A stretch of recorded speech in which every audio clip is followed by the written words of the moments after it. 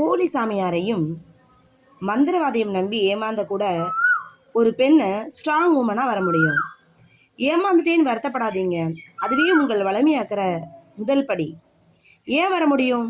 ஏமாந்தது தப்பில்லை, கஷ்டமான நேரத்தில் ஆதரவு தேடுறது இயல்பு.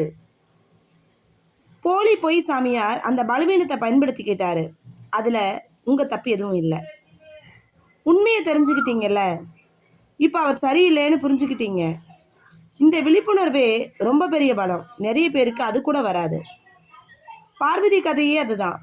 பார்வதி தேவி கூட முதல்ல கஷ்டப்பட்டாங்க, கடுமையாக தவம் பண்ணாங்க, ஆனால் தளரலை.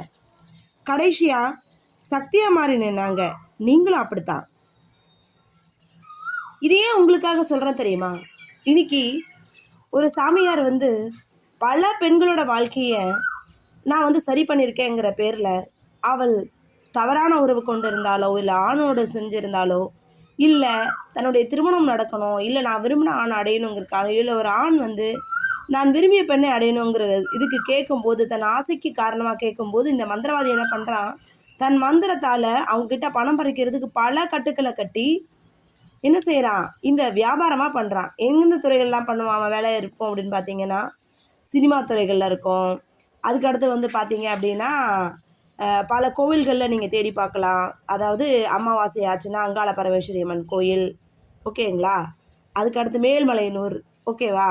அதுக்கடுத்து பார்த்தீங்க அப்படின்னா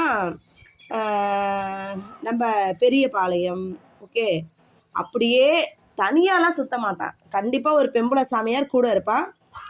அதே மாதிரி பார்த்தீங்கன்னா முத்தாரம்மன் கோவில், குலசை முத்தாரம்மன் கோவில், அதுக்கடுத்து பார்த்தீங்கன்னா காளிகளை சாமியவே நான் தாங்க உருவாக்குறேன், சாமியார் குடும்பங்க அப்படின்னு பல பேர்களை சொல்லி பலர் இருப்பான். இதை பார்த்துலாம் ஏமாந்துடாதீங்க, சரியா?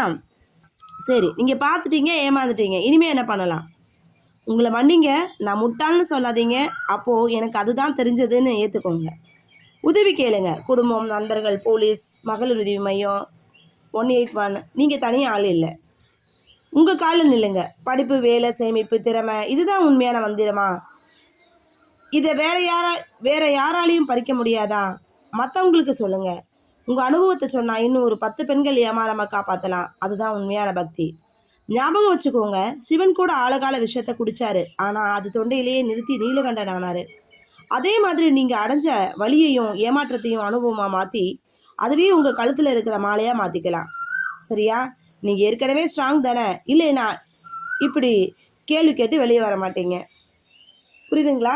அதனால் உங்களுக்குள்ளேயே நீங்கள் கேள்வி கேளுங்க. நீங்கள் எப்படி ஏமாந்துட்டு இருக்கீங்க, எந்த மாதிரி சிக்கல்களில் அந்த சாமியார்கிட்ட போய் மாட்டுறீங்க?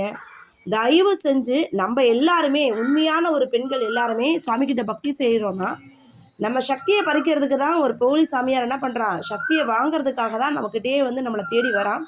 அவன் உண்மையானவனா இல்லை போலியானவனாங்கிறத உணர்ந்து செயல்படுங்க, சரியா? இத்தனை தொடர்பு உனக்கு கள்ள தொடர்பு இருந்துச்சுன்னு சொல்லுவான். அது எல்லாமே அவன் எப்படி சொல்கிறான்னா, அவன் மாயமந்திரக்காரன். அதனால் அந்த சாமியார் வேஷத்தில் இருக்கக்கூடியவன் மந்திரவாதியா இல்லை உண்மையான சாமியாரா, போலி சாமியாராங்கிறத யோசிங்க.